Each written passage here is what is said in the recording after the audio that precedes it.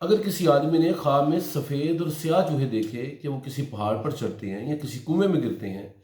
تو یہ علامت ہے کہ اس آدمی کی عمر جو ہے وہ کم ہوگی اور اس کے پاس کم ہی وقت باقی ہے، اس کی موت جلد ہو جائے گی، کیونکہ سفید چوہے سے مراد دن ہے اور سیاہ چوہے سے مراد رات ہے۔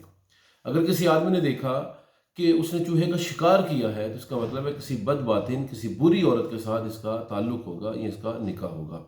تو خواب کے اندر چوہے کو دیکھنا یہ بد باطن آدمی کے ساتھ تعلق کی علامت ہوا کرتا ہے۔ ایسے آدمی کو صدقہ دینا چاہیے اور فوری طور پر اپنی زندگی پر نظر ڈالنی چاہیے اور بد باطن اور برے لوگوں سے اپنے آپ کو بچانا چاہیے۔ بعض اوقات چوہا جو ہے وہ چور آدمی کی طرف بھی اشارہ ہوا کرتا ہے۔